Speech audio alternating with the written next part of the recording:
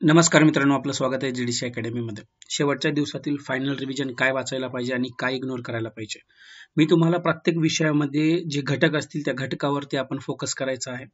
आणि हे कसे म्हणजे मी तुम्हाला सुरुवातीला भूगोल सांगणार आहे, नंतर भारतीय राज्यव्यवस्था सांगणार आहे, त्याच्यानंतर अर्थव्यवस्था सांगणार आहे. अशा अनुक्रमे बाकीचे सगळे जे सब्जेक्ट आहेत ते सगळे सब्जेक्ट मी तुम्हाला या लेक्चरमध्ये सांगणार आहे. तर नेमकं कोणत्या मुद्द्यावर आपल्याला फोकस जास्तीत जास्त करायचा आणि तुम्ही एकदा ट्राय करून बघा. जर तुम्ही गेल्या 2012 पासून जे 2019 पर्यंत जर हे प्रश्नपत्रिका जर बघितल्या तर तुम्हाला याच्या बाहेरचे प्रश्न दिसणार नाही. आणि संभाव्य प्रश्न जे आहेत गेल्या 2 वर्षामध्ये जे काही घडामोडी घडल्या तर त्याचाही आढावा या लेक्चरमध्ये मी तुम्हाला सांगणार आहे. ते एक खास तुमच्यासाठी असणार आहे, एक्स्ट्राची माहिती. आणि मित्रांनो, मी तुम्हाला त्यामध्ये कोणत्या गोष्टी रिव्हिजन करायच्या ते सांगणार आहे विशेषतः. आणि हो, तुम्हाला नवीन पुस्तकापेक्षा तुमच्याकडे जे सोर्स आहे त्याच्यावरच आपण फोकस करू. सोबत जास्तीत जास्त जे ऑथेंटिक आणि अवेलेबल आहे त्याच गोष्टीवर फोकस करू. फक्त आपल्याला मुद्दा नेमका कुठून तो चॉईस करायचा, तो कुठून घ्यायचा आहे त्यावरती आपण लक्ष करू. चला तर मग सुरुवातीपासून मी तुम्हाला सांगतो. सर्वप्रथम भूगोल आहे. आता तुम्ही म्हणसाल सर भूगोलचं काय वाचायचं नेमकं आणि भूगोलमध्ये कोणत्या कोणत्या गोष्टी आहेत. आता भूगोलचे काही पार्ट पडतात. फॉर एक्झाम्पल साठी भाग 1, तुम्ही त्याचा भाग 1 घेतला. आता भाग आपण काढूया. भाग 1 मध्ये आपल्याला बघायला मिळते. त्याच्यानंतर तुम्ही जसं भाग 2, ठीक आहे, भाग 2 आहे. त्याच्यानंतर तुम्हाला अजून एक भाग पाडतो, त्याच्यामध्ये मी तुम्हाला भाग 3 काढतो. ठीक आहे, हे भाग 3 आणि त्याच्यानंतर अजून एक आहे भाग 4.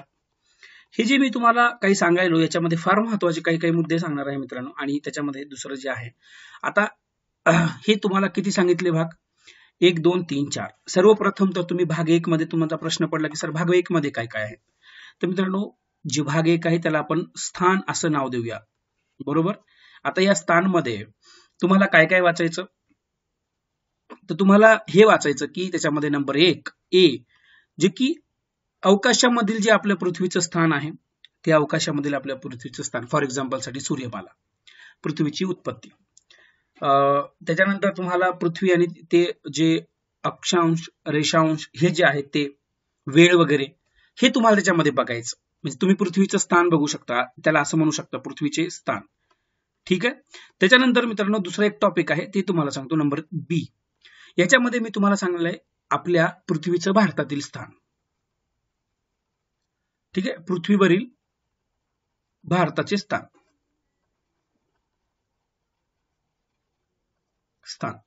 आता हे फार महत्वाचं. याच्यामध्ये तुम्ही काय वाचणार बरं, तर भारताचे स्थान कुठे आहेत, भारतीय सीमा कोणत्या कोणत्या देशाला लागून आहेत, किती देश आहेत, याच्यावर पण प्रश्न येते की खालीलपैकी कोणत्या देशाशी सोबत भारताची सीमा लागत नाहीत, ह्या गोष्टी. त्याच्यानंतर आपल्याला भारतातील ज्या राज्यांची आणि केंद्रशासित प्रदेशांची जी निर्मिती आहे ती कधी झाली, सोबत सोबत या निर्मितीला त्याच्यानंतर असे कोणते देश आपले राज्य आहेत भारतातील ते दुसऱ्या देशासोबत बाउंड्री शेअर करतात, सीमा शेअर करतात, हे. त्याच्यानंतर नंबर 3 म्हणजेच सी जो आहे हा एबीसी, भारतातील जे आहे मित्रांनो महाराष्ट्राचं स्थान काय आहे. आता प्रश्न आला की महाराष्ट्राचं स्थान काय आहे, तर याच्यामध्ये मी तुम्हाला एक गोष्ट सांगतो, ती म्हणजे काय, याच्यावर फार कमी प्रश्न येतात पण तुम्ही तरी पण तेवढं लक्षात असो. जसं तुम्हाला महाराष्ट्रातील राज्यांचं स्थान काय आहे, महाराष्ट्राची सीमा कोणत्या कोणत्या राज्याला लागून आहे, जिल्हे कधी निर्मिती झाली, नवीन एखादा जिल्हा आहे का, तर हे सगळं याच्यामध्ये तुम्हाला दिसणार आहे. त्याच्यानंतर सर्वात महत्वाचा मुद्दा तो म्हणजे 2, पर्याय क्रमांक 2. आता ह्या 2 कडे आपण थोडंसं लक्ष देऊ. 2 म्हणजे काय, तर तुम्ही याला असं म्हणू शकता की जसं मी तुम्हाला स्थान सांगितलं, याला म्हणू शकता तुम्ही प्राकृतिक भूगोल. काय म्हणणार तुम्ही, याला तुम्ही प्राकृतिक भूगोल म्हणा. आणि या प्राकृतिक भूगोलामध्ये मित्रांनो तुम्हाला काय काय वाचायचं आणि काय काय सोडून द्यायचं आहे ते सांगतो. सर्वप्रथम तर याचे काही तुम्ही भाग पाडाल तर तुम्हाला प्रामुख्यानं काही भाग पडतील. जसं एक्झाम्पल साठी, जसं नंबर 1 तुम्ही ये म्हणा, शिलावरण. शिलावरण, ठीक आहे. आता शिलावरण मध्ये काय वाचायचं ते तुम्हाला सांगतो. नंबर बी. बी मध्ये तुम्ही काय वाचाल, त्याच्यामध्ये मित्रांनो वातावरण. वातावरण नंतर तुम्हाला त्याच्यामध्ये अजून जलावरण नंबर 3, सी जलावरण. जलावरण नंतर जीवावरण डी, जीवावरण. हे जे काही मी तुम्हाला मुद्दे सांगणार आहे हे फार महत्वाचे आहेत. ठीक आहे, तर असे तुम्हाला या प्राकृतिक भूगोलमध्ये आपण काय बघतोय आता, प्राकृतिक भूगोल बघतोय. पहिला आपला भाग झाला. पहिल्या भागामध्ये आपण काय चर्चा केली, भाग 1 नंबरमध्ये स्थान काय होतं, त्याच्यामध्ये आपण पृथ्वीचं स्थान बघितलं, पृथ्वीवरील भारताचं स्थान बघितलं आणि भारतामध्ये आपल्या महाराष्ट्राचं स्थान बघितले. 3 मुद्दे बस एवढे लक्षात ठेवायचे. प्रश्न त्याच्यानंतर नंबर 2 म्हणजे भाग 2 मध्ये काय बघतोय आपण, भाग 2 मध्ये प्राकृतिक भूगोल बघतोय. आणि या प्राकृतिक भूगोलमध्ये आपल्याला काय काय बघायचं, ABCD, जिला शिवावरण, वातावरण, जलावरण आणि जीवावरण. आता तुम्ही म्हणसाल सर याच्यामधलं काय वाचायचं, हे तर मोठे मोठे टॉपिक आहेत, कसं वाचायचं, नेमके कोणते मुद्दे लक्षात घ्यायचे. मी आता तुम्हाला ते मुद्दे इथे सांगतो की तुम्ही कोणते लक्षात घ्यायचे. आता फॉर एक्झाम्पल साठी तुम्ही म्हणसाल की शिलावरण मध्ये मित्रांनो पृथ्वीचा अंतरंग हा तुमचा टॉपिक आहे. तुम्ही कुठूनही करू शकता, जसं फॉर एक्झाम्पल साठी जसं जे स्टेट बोर्डची पुस्तक आहे त्याच्यामधून करू शकता तुम्ही. ठीक आहे, तर पृथ्वीचे अंतरंग आहे, येतं का लक्षात, अंतररंग. त्याच्यानंतर तुम्हाला महासागर असू द्या, भूखंड असू द्या, याच्यावर थोडंसं लक्ष द्यायचं. काही खडक असतील, खडक हा टॉपिक बघायचा, याच्यावर हमखास प्रश्न असतोच आहे. ठीक आहे, आता त्याच्यामध्ये काही जे वेगनारचं वगैरे सिद्धांत, त्याच्यावर तुम्हाला हमखास प्रश्न बघायला मिळतो. ठीक आहे, तर हे फार महत्वाचे, म्हणजे जसं खडकांचे प्रकार तुम्ही लक्षात घ्या, हमखास प्रश्न तुम्हाला बघायला मिळतो. ठीक आहे, ज्वालामुखी काय आहे, त्याला भूविकास नियंत्रित करणारे घटक कोणते कोणते, हे तुम्हाला लक्षात घ्यायचं आहे.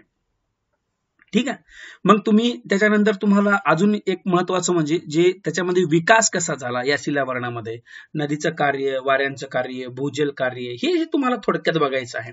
मग हे तुम्ही प्रामुख्याने बघा. जसं तुम्हाला अजून जर सांगितलं तर भारतीय द्वीपकल्पीय पठार जो आहे, हिमालय जो आहे, तो हिमालय बघायचा आहे. भारत जे आहे उत्तर भारतीय मैदानी प्रदेश तो बघायचा आहे तुम्हाला इकडे, आणि द्वीपकल्पीय पठार तो बघायचा आहे, किनारी मैदानी प्रदेश बघायचे आहे, भारतीय बेट बघायचं आहे, भारतातील वाळवंट बघायची आहे. हे सगळे शिलावरणामध्ये जे मी तुम्हाला 7-8 टॉपिक सांगितले हे तुम्ही वाचून या.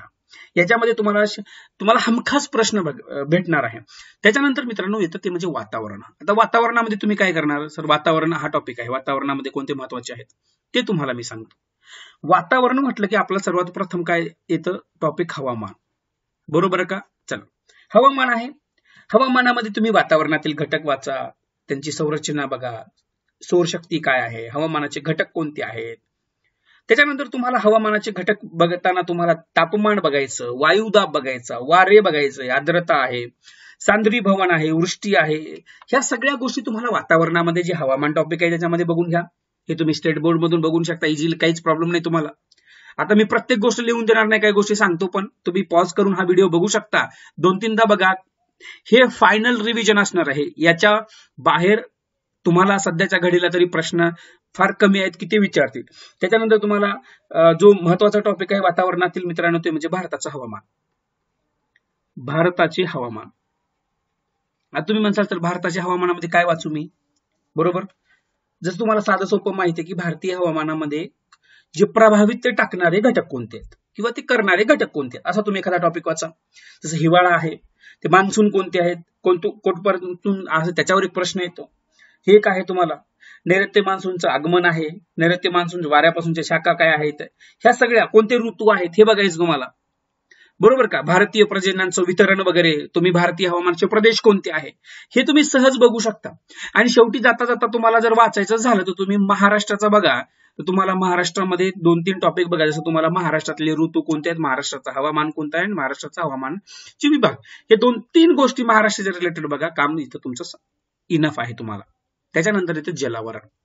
आता मित्रांनो जलावरण म्हटलं की तुम्हाला इथं बऱ्याच गोष्टी लक्षात आल्या. ठीक आहे, जलावरण म्हणजे काय, मी हा टॉपिक थोडासा इथं डिस्कशन करण्याचा प्रयत्न करतो खाली. जलावरणामध्ये तुम्हाला पृथ्वीवरील जे संसाधन आहे ते पृथ्वीवरील संसाधन बरोबर का. त्याच्यानंतर तुम्हाला सागरशास्त्र आहे, बरोबर. सागरशास्त्र बघायचं. एक्झाम्पल साठी तुम्ही म्हणसाल सर सागर तळाची रचना आहे, ठीक आहे, त्याचं स्वरूप आहे, किंवा सागर जलांचे गुणधर्म काय आहे, किंवा भरती आहुतीचा प्रकार काय, हे सगळं स्टेट बोर्ड मध्ये आहे ना. आज मी तुम्हाला सांगतो पेन पेपर घेऊन बसा, अशाच पद्धतीचं तुम्ही जा आणि ते रिव्हिजन करा. तुमच्याकडे ऑलरेडी नोट्स बनवलेले आहेत, काही गरज नाही नवीन करण्याचं, नवीन पुस्तक घेण्याचं सध्याचं, कारण काही दिवस राहिलेले आहेत आपल्याला. ठीक आहे, मग ते हे झालं तुमचं. त्याच्यानंतर तुम्हाला अजून एक टॉपिक सांगतो. या जलावरणामध्ये नदी आहे, नदी नावाचा एक टॉपिक आहे. तुम्ही हा कसा मॅनेज करणार? नदी नावाचा टॉपिक तो बघा. नदीमध्ये तुम्हाला त्याचे प्रकार बघा, बरोबर की नाही? नदी प्रणाली बघा, सगळा टॉपिक. त्याच्यानंतर तुम्हाला नदीच्या रिलेटेड तुम्ही ज्या पश्चिम वाहिन्या असू द्या, पूर्व वाहिन्या, हिमालयीन वाहिन्या, त्याच्यानंतर तुम्हाला महाराष्ट्रातल्या काही आहेत, बरोबर? कोणते पर्वतरांगा, कोणतं जलविभाजन झालं, हे फार महत्वाचं आहे. जलविभाजनावरती प्रश्न येतो, बरोबर का? आणि महाराष्ट्रातल्या बघायच्या झाल्या किंवा तुम्हाला ते पश्चिम वाहिनी पूर्व वाहिनी बघताना तुम्हाला मी आवर्जून सांगेल की याच्यामध्ये जर महाराष्ट्र बघत असाल तर त्याच्यामध्ये तुम्ही कोकणातल्या बघा, कोकणातल्या. आणि कोकणातला हा भाग बघताना इथं सर्वाधिक लांबीची नदी आहे, त्याच्यानंतर हा भाग खुटत जातो, आता कमी कमी होत जातो इकडे, बरोबर का? तर याच्या 3 भागामध्ये पडते, एक उत्तर कोकण, मध्य कोकण आणि दक्षिण कोकण, ह्या 3 भागामध्ये पडतं. त्याच्यामध्ये कोणते जिल्हे आहेत हे तुम्ही बघून घ्या. हमखास त्याच्यावरती कोकणावरती तुम्हाला बघायला मिळतो एखादा प्रश्न, बरोबर का? पण एवढंच आहे की महाराष्ट्र जेव्हा आपण एमपीएससी देतो राज्यसेवा, त्याच्यामध्ये थोडंसं कमी बघायला मिळेल. पण तुम्ही हे समजून घ्या, वाचून घ्या, ठीक आहे? त्याच्यानंतर तुम्हाला जसं 2-3 खोरे आहेत खास करून, जसं गोदावरी असू द्या, कृष्णा असू द्या, तापी, नर्मदा. भारताच्या लेवलला गेलं तर तुम्हाला तिकडे सिंधू वरच्या साईडला आणि इकडे तुम्ही जे आहेत ते म्हणजे गोदावरी वगैरे, हे बघून घ्या, ठीक आहे? आता जलव्यवस्थापन कसं आहे भारतामधील, त्याचा नदी जोड प्रकल्प आहे, याच्यावर प्रश्न आले होते.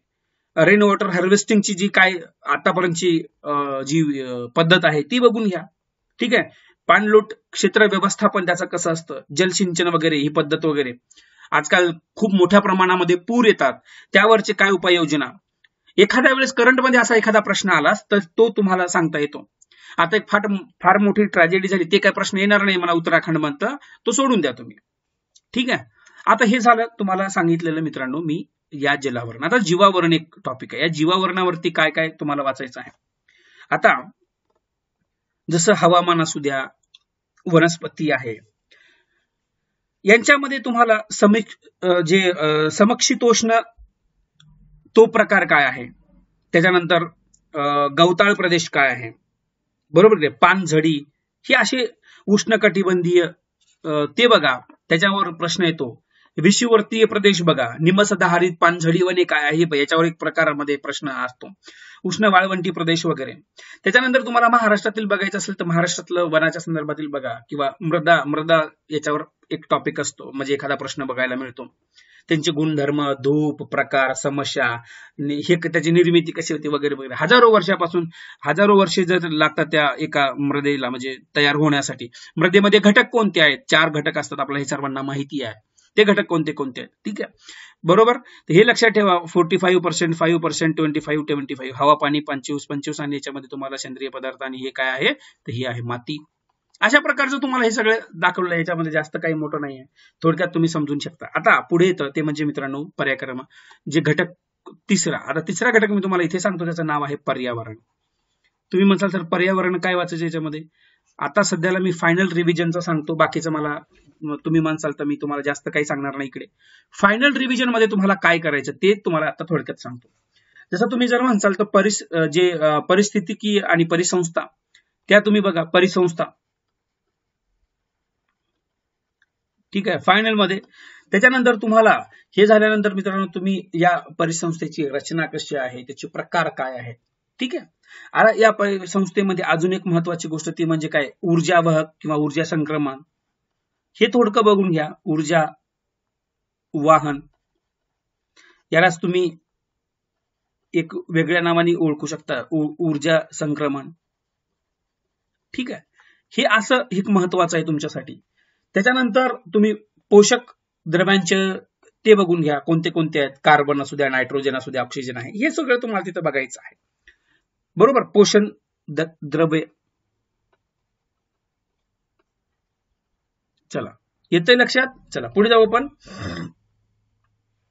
आता या पर्यावरणामध्ये पर्यावरण जे जैविक परिस्थितिकीय हे बघायचं तुम्हाला. जैविक परिस्थितीमध्ये काय काय, जसं प्रदूषण आहे, वायू आहे, हरित परिणाम काय झाले, हरित परिणाम, किंवा जागतिक तापमान काय, हवामान काय, हे तुम्हाला बघायचं.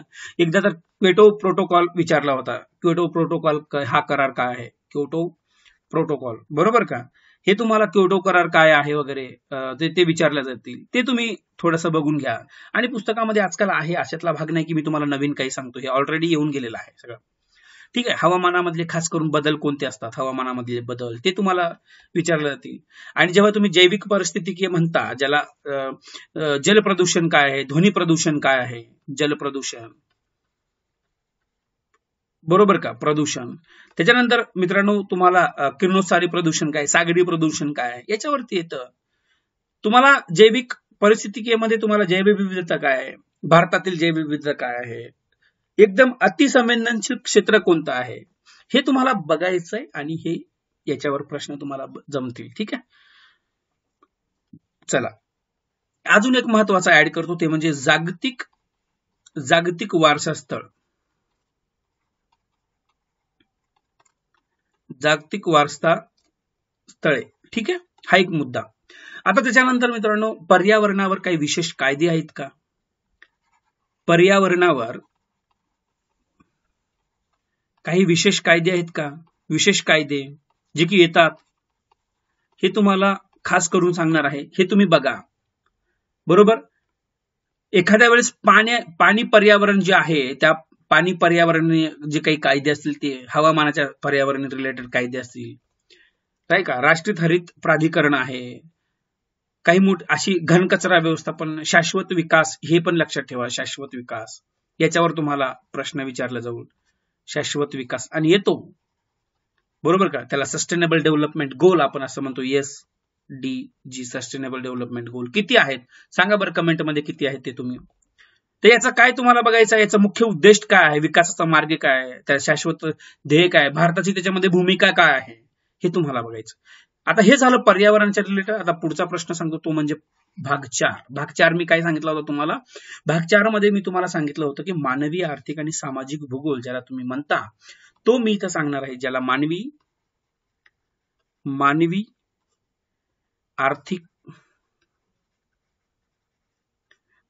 आर्थिक व सामाजिक भूगोल.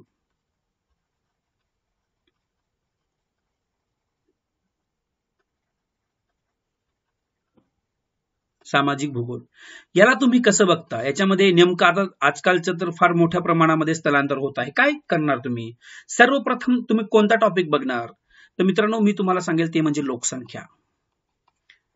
लोकसंख्या तर सर खूप मोठा टॉपिक आहे, कसा वाचायचा, काय याच्यामधलं वाचायचं. याच्यामध्ये मित्रांनो तुम्हाला वाचताना तुम्हाला काही गोष्टी सांगतो, त्या वाचा तुम्ही. एक्झाम्पलसाठी काय, लोकसंख्या या टॉपिक मधल्या ज्या गोष्टी वाचायच्या, एक्झाम्पलसाठी तुम्हाला जगाची लोकसंख्या ती बघायची आहे. जगाची लोकसंख्या नंतर लोकसंख्येमध्ये वाढ काय झाली, लोकसंख्येमध्ये वाढ, ठीक आहे, ते बघा.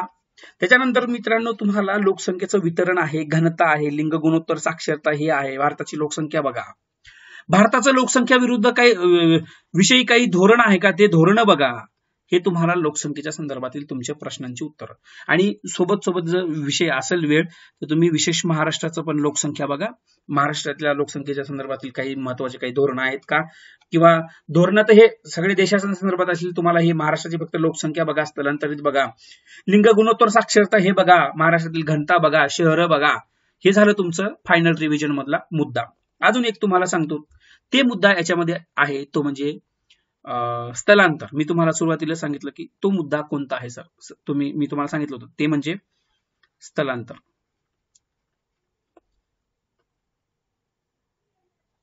हे शेवटचं रिव्हिजन आहे मित्रांनो, बस एवढं आता आपल्याला बघायचं आहे, बाकी नाही. पुढे जाऊ, काय आहे स्थलांतराचे प्रकार काय आहेत ते बघा. प्रकार, त्याच्यानंतर तुम्हाला त्याचं कारण काय आहे, प्रकार आहे, कारण आहे, काय कारणे आहेत, बरोबर की नाही. आता याच्यावरती परिणाम टाकणारे घटक, जसं बेरोजगारी असू द्या, बरोबर की नाही, ते परिणाम आहे, कारण आहे, परिणाम आहे, हे तुम्हाला बघायचं. त्याच्यानंतर तुम्हाला जे भारतामधलं स्थलांतर, ते तुम्ही बघा.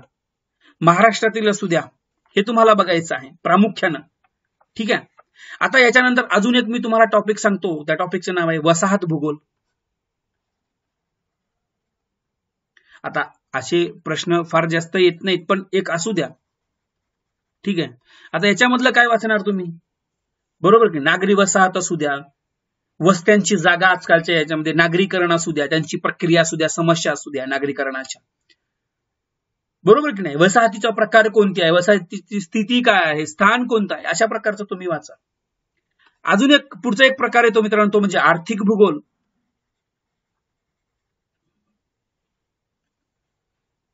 आर्थिक भूगोल वाचायचंय तुम्हाला. आर्थिक भूगोलामध्ये अजून बरेचसे काही महत्वाचे मुद्दे आहेत. आर्थिक भूगोलामध्ये तुम्ही काय काय वाचणार? आता तुम्हाला बरेच वेळेस तुम्ही जे टॉपिक ऑलरेडी बरेच वाचलेले आहेत ते टॉपिक मी तुम्हाला इथे सांगणार आहे. जसं एक्झाम्पल साठी आर्थिक भूगोलच्या नंतर तुम्हाला काय वाचायचं आर्थिक भूगोलामध्ये? संसाधने वाचणार, बरोबर का? सॉरी, एक सेकंड. संसाधने वाचणार तुम्ही. त्याच्यानंतर तुम्हाला आर्थिक संसाधने म्हणजे कोणते? त्यांचे प्रकार, खनिज संसाधन, खनिजांचं वितरण वगैरे, आर्थिक क्रिया हे तुम्हाला बघायचं. शेतीचा प्रकार बघायचा आहे याच्यामध्ये, शेती, संसाधन. त्याच्यानंतर तुम्हाला जे पिकांची रचना वगैरे, कृषी व्यवस्था. त्याच्यानंतर इंडस्ट्री, उद्योग, बरोबर का? उद्योग धंदे वगैरे हे तुम्हाला बघायचं आहे. व्यापार आहे, वाहतूक दळणवळण बघायचंय. वाहतूक दळणवळण हे तुम्ही प्रामुख्यानं जे मी तुम्हाला टॉपिक आता दिलेले आहेत ते तुम्ही बघा. आणि अत्यंत महत्वाचे हे टॉपिक आहेत, हे तुम्हाला भूगोल या टॉपिक मध्ये बघायला मिळतील. ठीक आहे, चला. थोडासा हा लेक्चर मोठं होईल, पण मित्रांनो फार महत्वाचं आहे. तुम्हाला खूप काही रिव्हिजन करायला मुद्देसूद पॉइंट या लेक्चर मधून मिळतील. चला, आपण पुढचा घटक घेऊया, ते म्हणजे आपण आता भूगोल झाला. भूगोल नंतर इतिहास घेऊ, बरोबर का? इतिहास घेऊ. चला, इतिहासला हात लावू आपण. तुम्हाला माहिती आहे की इतिहासामध्ये किती प्रकार पडतात? नंबर 1 तो म्हणजे प्राचीन. तुम्ही तो एक बघा, प्राचीन इतिहास कसा आहे आपला, प्राचीन. नंबर 2, प्राचीन नंतर तुम्हाला मित्रांनो तो म्हणजे मध्ययुगीन. आणि तिसरा जो आहे तो म्हणजे आधुनिक. हे झाले तुमचे 3 प्रकार. या 3 घटकावरती जे प्रश्न आहे ते विचारले जातात. आता फॉर एक्झाम्पल तुम्ही म्हणाल तर हे असं वर्गीकरण केलं जातं का? तर वर्गीकरण असं केलं जात नाही. तर हे जे काळ आहे हे तिघ, ज्याला तुम्ही प्राचीन, मध्ययुगीन आणि आधुनिक जे काळ म्हणता मित्रांनो, हे जे आहेत ऐतिहासिक काळ आहेत. तसे प्रामुख्याने बघायला गेले तर यांचे 3 प्रकार पडतात. मी तुम्हाला सांगतो. इतिहासाचं वर्गीकरण करताना तुम्हाला माहिती आहे प्रागोऐतिहासिक काळ, प्रागोतिहासिक काळ, बरोबर का? हा एक काळ आहे. त्याच्यानंतर दुसरा काळ आहे इतिहासपूर्व काळ.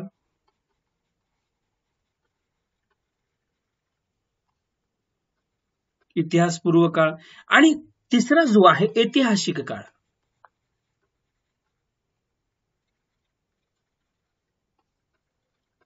हे झाला ऐतिहासिक काळ. या 3 काळापैकी मी जसं म्हटलं तुम्हाला, पहिल्या या काळामध्ये लक्ष द्या थोडंसं, 2 मिनिटांसाठी मी तुम्हाला काही मुद्दे सांगतो. या पहिल्या काळात प्रागोऐतिहासिक काळामध्ये मित्रांनो 3 प्रकार पडतात: पुराणाश्मयुग, मध्याश्मयुग आणि नवाश्मयुग. हे तुम्हाला माहिती असायला पाहिजे पहिल्या याच्यामध्ये. ठीक आहे. त्याच्यानंतर जेव्हा तुम्ही इतिहासाचं वर्गीकरण करता, इतिहासपूर्व काळामध्ये तुम्हाला अजून 2 भाग पडतात. नंबर 2 मध्ये हे झालं तुमचं नंबर 1. नंबर 2 मध्ये दुसरा एक भाग पडतो, त्याला काय म्हणतात? 2 प्रकारच्या संस्कृती पडतात, म्हणजे सिंधू संस्कृती आणि वैदिक संस्कृती, हे 2 प्रकार पडतात. त्याच्यानंतर जो तुमचा शेवटचा येतो त्याला काय म्हणता तुम्ही?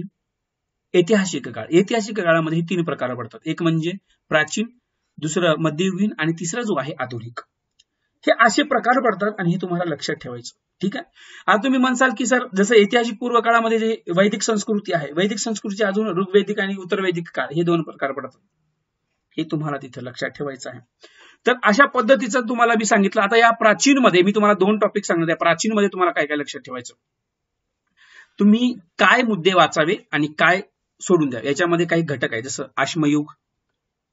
आश्मयुग सगळं तुम्हाला काही गोष्टी 11वीच्या जुन्या भूगोला इतिहासमध्ये बघायला मिळतात. तो तुमच्याकडे पीडीएफ असेल, नसेल तर जीडीसी अकॅडमीच्या टेलिग्राम चॅनलवर किंवा jdcacademy.com या वेबसाईटवर पण तुम्हाला ते पीडीएफ उपलब्ध आहे, तिथून तुम्ही करा. हडप्पा संस्कृती, हडप्पा, बरोबर का? हडप्पा. त्याच्यानंतर तुम्हाला वैदिक काळ,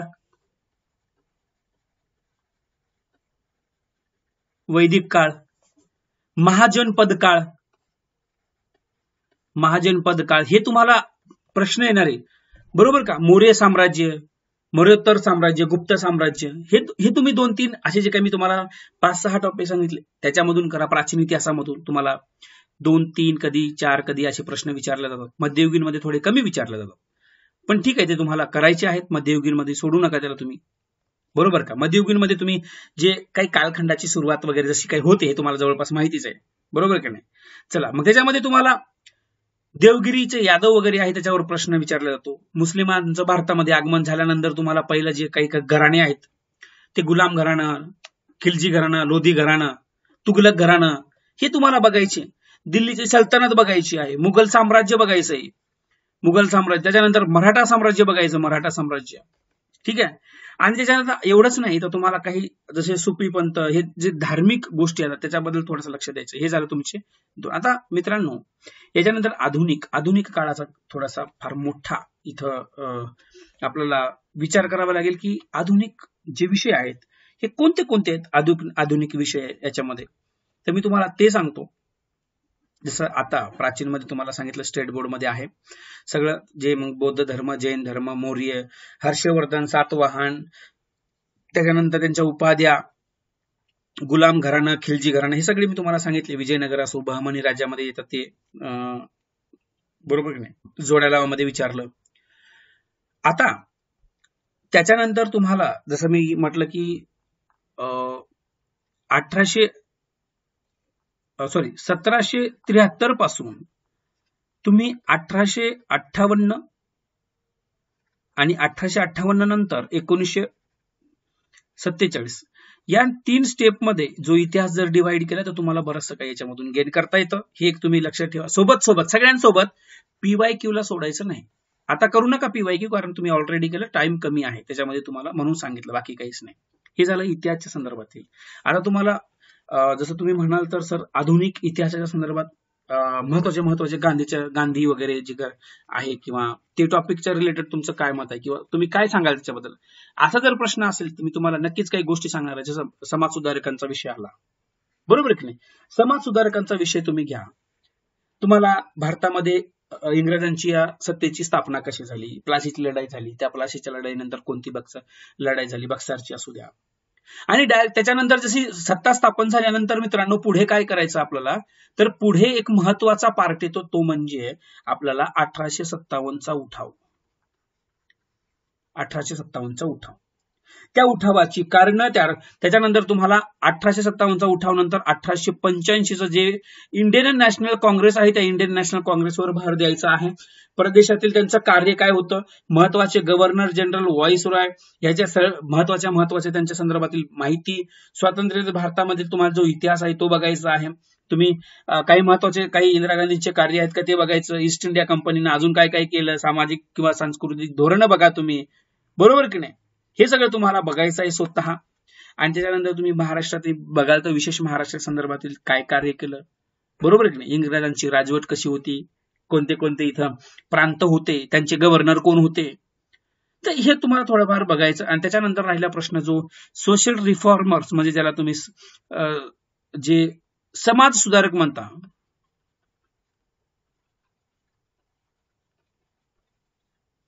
हे जे समाज सुधारक आहेत मित्रांनो, या समाज सुधारक मध्ये आपल्या विशेषतः आम्ही महाराष्ट्रापासून सुरुवात करतो. जसं जगन्नाथ शंकर शेठ आहे, दादोबा पांडुरंग तरखडकर आहे, बाळशास्त्री जांभेकर आहेत. लोकहितवाद्यांचे आहे, लोकहितवादी कंबाईनला प्रश्न हमखास बऱ्याच वेळेस विचारला गेला. महात्मा ज्योतिबा फुले सर्वांसाठी फार महत्वाचा, सगळ्या एक्झामसाठी महत्वाचा आहे. सावित्रीबाई फुले, न्यायमूर्ती रानडे असू द्या, बाबा पदमनजी असू, विष्णुशास्त्री पंडित असू द्या, हे सगळे, चिपळूणकर, लोकमान्य टिळक, महर्षी धोंडो केशव कर्वे असू द्या, बरोबर की नाही? त्याच्यानंतर गोपाळकृष्ण गोखले, हे सगळे इंडियन नॅशनल काँग्रेसशी जोडलेले काही त्याच्यातले लोक, कर्मवीर भाऊराव पाटील, डॉक्टर बाबासाहेब आंबेडकर, बरोबर. हे सगळे तुम्हाला, आचार्य विनोबा भावे असू द्या, महर्षी विठ्ठलरामजी शिंदे असू द्या, हे तुम्हाला बघायचे, जे जे आपल्या एक्झामला वारंवार विचारले गेले. आणि त्याच्यामध्ये जसं की तुम्ही बघा, छत्रपती राजश्री शाहू महाराज असू द्या, डॉक्टर बाबासाहेब आंबेडकर असू द्या, टिळक असू द्या, यांच्यावर प्रश्न विचारले गेले. टिळकांचं होम रूल वरती प्रश्न विचारले गेले, हे महत्वाचं आहे. त्यांचं कार्य बघा, जे एकमेव आहेत ज्यांना काँग्रेससोबत असताना सुद्धा जे एकदम खेड्यापाड्यामध्ये प्रसिद्ध असणारे आणि सगळ्यांना माहिती असणारे ते म्हणजे लोकमान्य टिळक, जे की काँग्रेस होऊ शकलं नाही, बरोबर की नाही? लोक काँग्रेसला काय म्हणायचे, टीका करायची काँग्रेसवर, की सुटबुटातलं एक असं एक अधिवेशन भरते आणि त्यांना काही संबंध नाही कोणाचा, असं भरून तू जातच निघून, नाही का? असे काही मुद्दे तुम्हाला त्याच्यामध्ये बघायचे. हे इतिहासच्या संदर्भातील थोडेफार माहिती. आता याच्या पुढे जाऊन आपण आता दुसरा टॉपिक बघू, त्याच्या की महत्वाचा टॉपिक कोणता आहे मी तुम्हाला ते सांगतो आता, ठीक आहे. आता अत्यंत महत्वाचा पूर्व, मुख्य, चालू घडामोडी असा मिळून एक घटक आहे किंवा त्याला आपण तुम्ही सब्जेक्ट आहे, एक विषय आहे. त्याचं नाव आहे आपली भारतीय राज्यघटना, राजकारण किंवा तुम्ही त्याला भारतीय राज्यव्यवस्था असं म्हणा.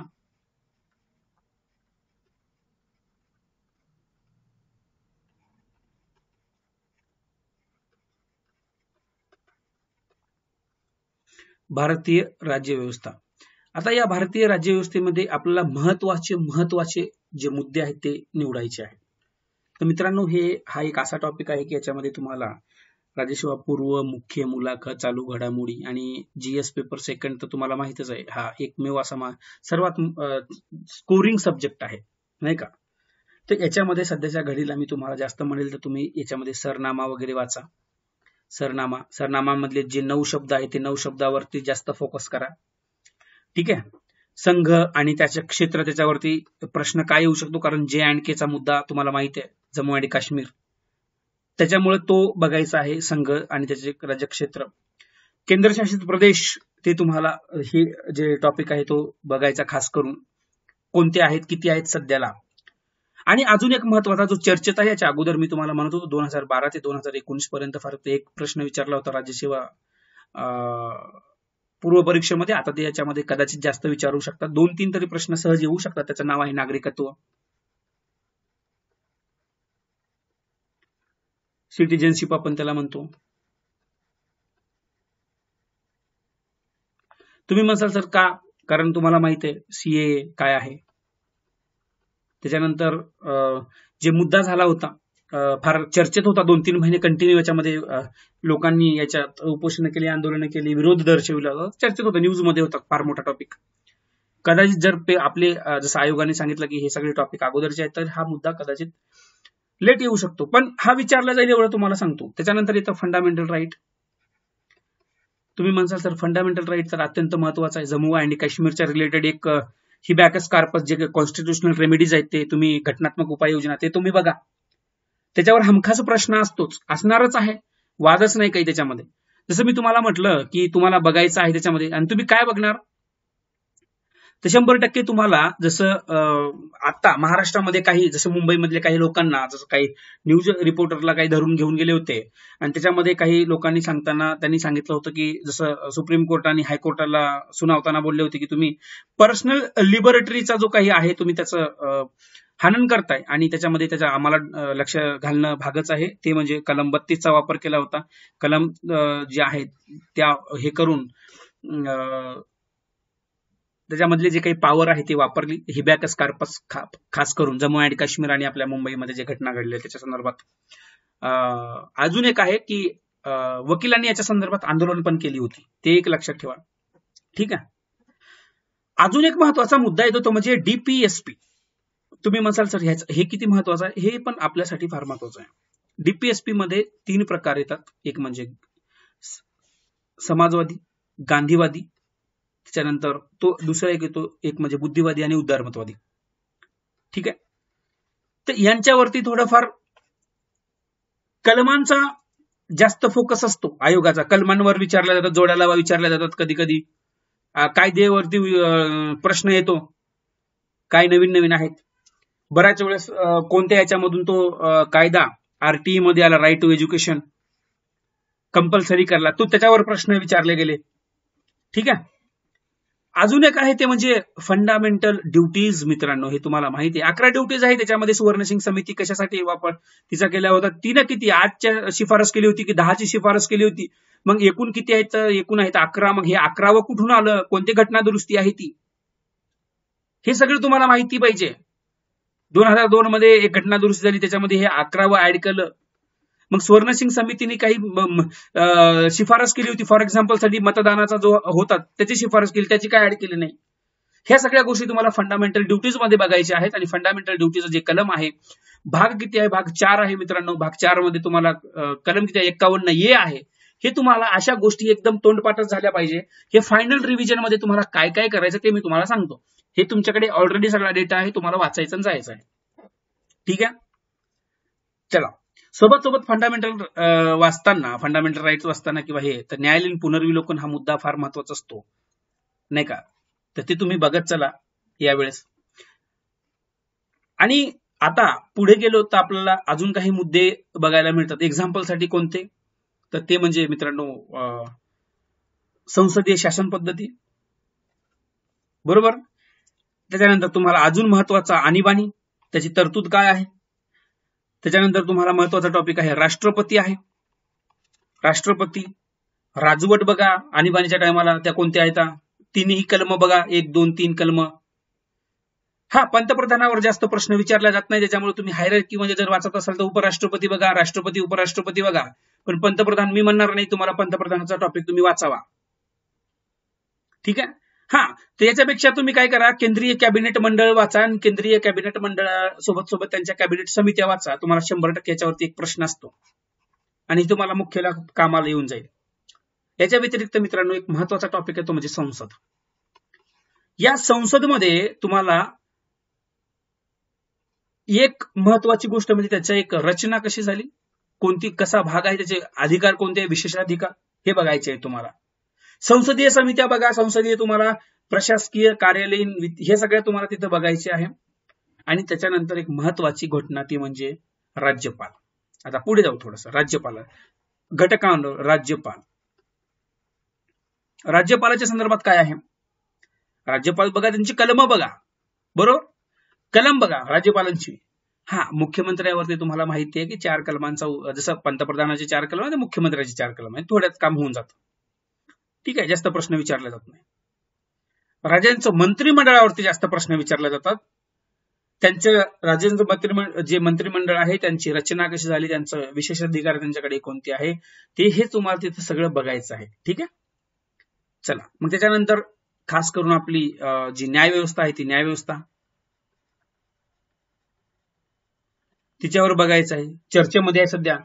मग उच्च न्यायालय असू द्या, हायकोर्ट असू द्या, सुप्रीम कोर्ट आहे, हायकोर्ट आहे, दुय्यम न्यायालय म्हणा तुम्ही त्याला, लोक अदालत असू द्या, लोक अदालतीवरती प्रश्न आला होता, कौटुंबिक न्यायालय असू द्या, ग्राम न्यायालय असू द्या, न्यायालयीन पुनर्विलोकन काय आहे, न्यायालयीन सक्रियता काय आहे, जनहित याचिका काय आहे, IPL. आताच टाकलं होतं बघा, अमिताभ बच्चनची रिंगटोन रोज वाचायची, त्याच्याबद्दल एकाने जनहित याचिका टाकली होती. सॉरी, IPL आलं, ते IPL नाही मित्रांनो, PIL म्हणायचं, पब्लिक इंटरेस्ट लिटिगेशन. बोलण्याच्या ओघामध्ये IPLच होऊन गेलं ते, ठीक आहे, सॉरी त्याच्याबद्दल. लोकपाल, लोकायुक्त काय आहे, त्याच्यावर प्रश्न आलेला आहे, बरोबर का. तर हे तुम्हाला बघायचं आहे.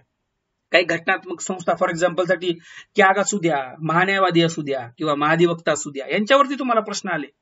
हा, मग काही कॉन्स्टिट्युशनल इंडिपेंडंट बॉडी असतं, जसं UPSC आहे, MPSC आहे, ह्या स्वायत्त संस्था ज्याला आपण म्हणतो, यांच्यावर तुम्ही थोडंसं लक्ष द्या, ठीक आहे. आणि जे मागासवर्गीय आयोग आहे, राष्ट्रीय मागासवर्गीय आयोग, तो आहे, त्याच्या संदर्भात कलमी विचारल्या गेल्या होत्या.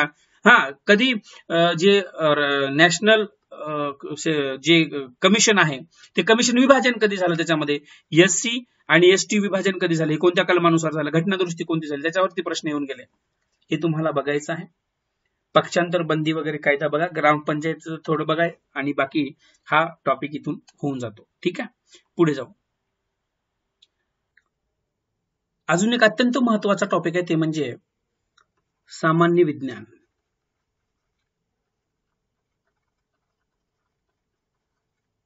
सामान्य विज्ञान काय आहे महत्वाचा टॉपिक, करंटला धरून चालतो, बरोबर.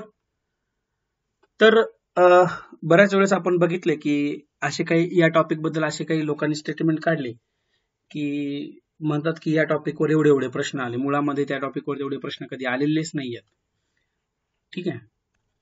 आणि हे सगळं तुम्हाला जेव्हा विश्लेषण करायचं असतं त्यासाठी एक काम करायचं, साधं सोपं गणित आहे. 2012 पासूनचे जी प्रश्नपत्रिका आहेत त्या प्रश्नपत्रिका सामान्य विज्ञानच्या त्या बघायच्या, प्रश्न कोणत्या विषयावर जास्त घटकावर आले ते तुमच्या लक्षात येऊन जातं. जास्त काही हे करण्याची गरज नाही, काही नाही. 2012 ते 2019 पर्यंतचे बघा, साधी सोपी गोष्ट आहे.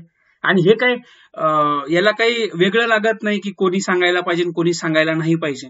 जे आपल्याला महत्वाचे घटक आहे त्या घटकांकडे लक्ष द्या, बरोबर का. आणि जर तुम्हाला काहीच माहिती नसेल तर एक काम करा, GDC अकॅडमीचं जे मी तुम्हाला आता जे व्हिडिओ बघता त्या GDC अकॅडमीच्या प्लेलिस्ट मध्ये जा. प्लेलिस्ट मध्ये गेल्यानंतर तुम्हाला तिथे एक सायन्सचं फोल्डर दिसेल, बरोबर का? सायन्सच्या फोल्डरमध्ये गेल्यानंतर जनरल सायन्स म्हणा किंवा सायन्स म्हणा, जे सोनाली मॅडमचे सोनाली चव्हाणचे जेवढे काही 72 जवळपास व्हिडिओज आहेत, 72 ते 75, ते व्हिडिओ तुम्ही डाउनलोड करा किंवा डाउनलोड करण्यापेक्षा तुम्ही इथंच बघा. इथले की आम्ही काय डिलीट करणार नाही आणि तुमच्या मोबाईलमध्ये विनाकारण डेटा स्टोअर करण्यापेक्षा तुम्ही सगळे व्हिडिओ बघा. तुम्ही, मी म्हणतो ना, काही दिवसामध्ये तुमचं रिव्हिजन परफेक्ट होऊन जातं. परफेक्ट एक नंबर रिव्हिजन होऊन जातं. ठीक आहे. तर याच्यामध्ये काय केलं आम्ही, विश्लेषण पण केलं कोणत्या टॉपिकवर, आणि जास्तीत जास्त जे स्टेट बोर्ड आहे त्या स्टेट बोर्डवरती प्रश्न कसे विचारले गेले, कुठून आले, कसे आले हे सांगितलं. आणि गेल्या 3-4 वर्षापासून आपण वेळोवेळी आयोगाच्या जे प्रश्नपत्रिका आहे त्याच्या आधारे आपण तुम्हाला बऱ्याच वेळेस सांगितलं. ही गोष्ट तुम्ही लक्षात घ्या. ठीक आहे. आणि याचा बऱ्याच लोकांना, भरपूर लोकांना याचा फायदा झाला, बेनिफिट झाला. त्यांनी स्वतः तुम्हाला मी वेळोवेळी दाखवलेलं आहे. बऱ्याच जे टॉप आलेले त्यांनी पण सांगितलेलं आहे. तर मित्रांनो, याच्यामध्ये वाचायचं काय, तर तुम्हाला जसं मानवी आरोग्य आणि रोग हे वाचायचा टॉपिक आहे. पचन संस्था असू द्या, उत्सर्जन संस्था असू द्या, श्वसन संस्था असू द्या, श्वसन संस्था, अस्थि संस्था, चेता संस्था, स्नायू संस्था. तर हे आरोग्य आणि मानवी शरीर याच्यामधले हे काही घटक आहेत ते मी तुम्हाला सांगितले जे वाचायचे. त्याच्यानंतर तसाच एक टॉपिक आहे मित्रांनो, जसं जलावरण आहे, जलावरण, मला परत एक्स्ट्रीमली सॉरी, तेच याला भूगोलचं.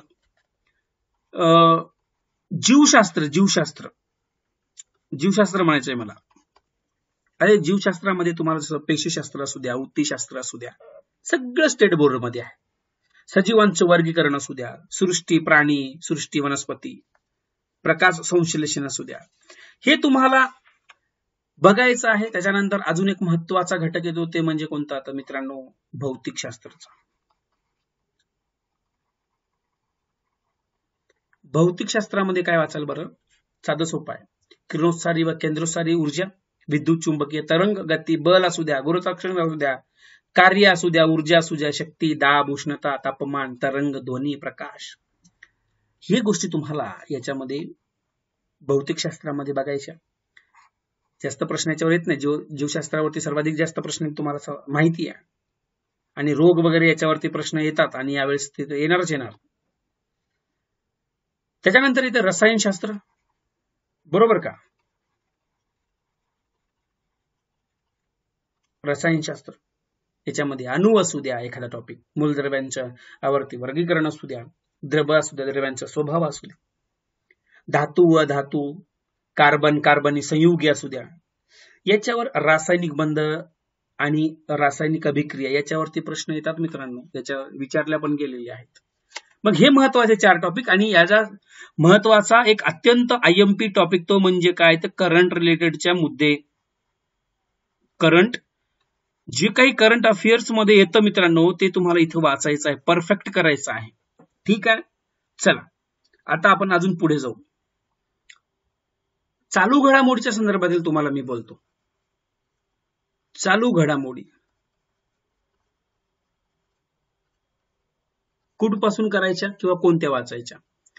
सध्याला मित्रांनो आपल्या जीडीसी अकॅडमीवर रोज लाईव्ह 7 वाजता, किती वाजता, 7 PM ला, सायंकाळी रोज 7 वाजता, एकही दिवस खाडा न पडता, इथं श्रीकांत सर जे आहेत, श्रीकांत सर म्हणून आहेत, ते श्रीकांत सर रोज तुम्हाला लाईव्ह घडामोडी तिथे तुम्हाला शिकवल्या जातात. आणि गेल्या 2 वर्षाचा आढावा तिथे घेतात. खूप मोठ्या प्रमाणामध्ये विद्यार्थ्यांची संख्या असते तिथे, आणि तुम्हाला त्याच्यामधून कमेंट सेक्शन मधून बरीच काही माहिती मिळत असते. मग पुरस्कार असू द्या, त्याच्यामध्ये व्यक्तिविशेष असू द्या, प्रत्येक गोष्ट प्रश्नांच्या स्वरूपातून तुम्हाला तिथे विश्लेषण, डिस्कशन केलं जातं. तर तुम्ही याचा फायदा घ्या. तुम्हाला तुमच्याकडे जे पुस्तक असेल चालू घडामोडीचं ते तुमच्यासाठी येणं असेल, पण रिव्हिजन कसं करायचं, प्रश्न कसे येतात, प्रत्येक प्रश्नावरती सविस्तर चर्चा तुम्हाला त्या माध्यमातून केल्या जाते. याच्याकडे तुम्ही लक्ष द्या. चालू घडामोडीसाठी जीडीसी अकॅडमीच्या रोज लाईव्ह क्लासमध्ये, आणि हे कमीत कमी तुम्हाला सांगतो एक 12-15 ते असे लेक्चर होतील. या 12-15 लेक्चरमध्ये तुमचं गेल्या याच्यामध्ये सगळं काही महत्वाचं करंट अफेअर होऊन जातं. आणि रिव्हिजनसाठी तुम्हाला 7 वाजता रोज तिथे उपस्थित राहायचं आहे. याच्यानंतर एक महत्वाचा टॉपिक येतो, ते म्हणजे सी सॅट, पहिला सर्वात महत्वाचा जो वेटेज देणारा तो म्हणजे कॉम्प्रिहेन्सिव्ह, ज्याला आकलन क्षमता जे आहे आपल्याला ते बघायचं आहे, त्याच्यामधून सर्वाधिक जास्त प्रश्न येतात. आणि दुसरा आहे जो म्हणजे रिझनिंग, मेंटल ॲबिलिटी वगैरे. आता मेंटल ॲबिलिटी आणि रिझनिंगचा जर विचार केला, बरोबर का, मेंटल ॲबिलिटी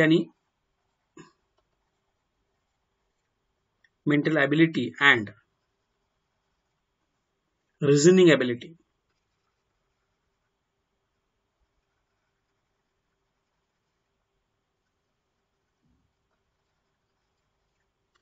हे जे आहे हे तुम्हाला करायचं. आता तुम्ही म्हणसाल सर हे कुठून करायचं, तर मी तुम्हाला रिकमेंड करेल की तुम्हाला सचिन ढवळे सर माहित असतील,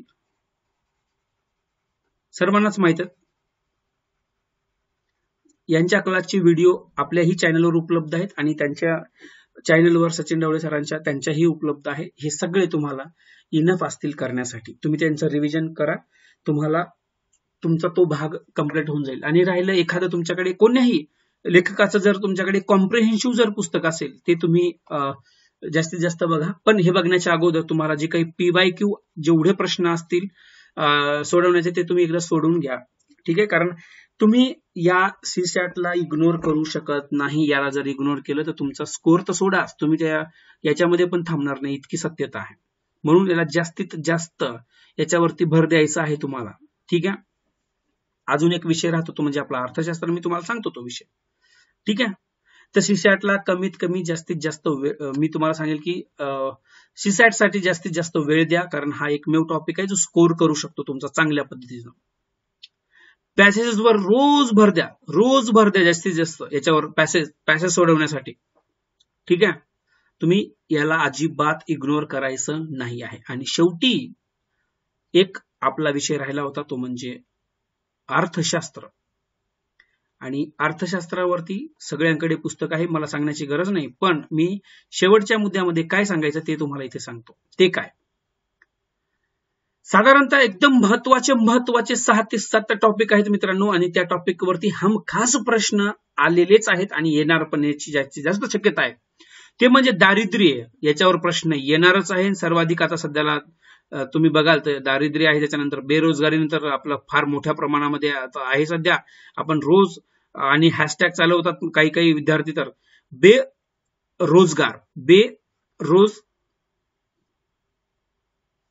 बेरोजगार, ठीक आहे. लोकसंख्या, त्याच्यानंतर तुम्हाला शाश्वत विकास, सस्टेनेबल डेव्हलपमेंट गोल काय आहे, काही महत्वाच्या सामाजिक योजना कोणत्या आहेत, चलनवाढ काय आहे याच्यावर प्रश्न येतो. वेगवेगळे निर्देशांक, इंडेक्स म्हणतो आपण त्याला, ते इंडेक्स वाचा मित्रांनो, त्याच्यावरती प्रश्न आहे. इंडेक्स तुम्हाला चालू घडामोडीमध्ये जीडीसी अकॅडमीच्या युट्यूब चॅनलवर होऊन जाईल, किंवा तुम्ही त्याच्यामध्ये बघा करंट अफेअर नावाचं एक फोल्डर आहे, त्या फोल्डरला जा, तुम्हाला सगळे लेक्चर आतापर्यंत झालेले बघायला मिळतील आणि परफेक्ट तुम्ही रिव्हिजन करू शकता. याच्या व्यतिरिक्त मित्रांनो तुम्हाला जे काही घडामोडी घडतात रिलेटेड, जसं MPI काय आहे किंवा HDI काय आहे किंवा तुम्हाला अजून काय GDP काय आहे, बरोबर की नाही, हे असे ह्या गोष्टीवर सहज प्रश्न विचारतात याच्या अगोदर विचारल्या गेले, मग त्याच्यावर तुम्हाला लक्ष द्यायचं आहे प्रामुख्यानं. तर आता तुम्ही पुस्तकं कोणते वाचाल हा माझा आजच्या लेक्चरमध्ये अजिबात मुद्दा नाही आहे, कारण तुमच्याकडे राहिलेले फार कमी दिवस, बोटावर मोजू शकता एवढे दिवस राहिले.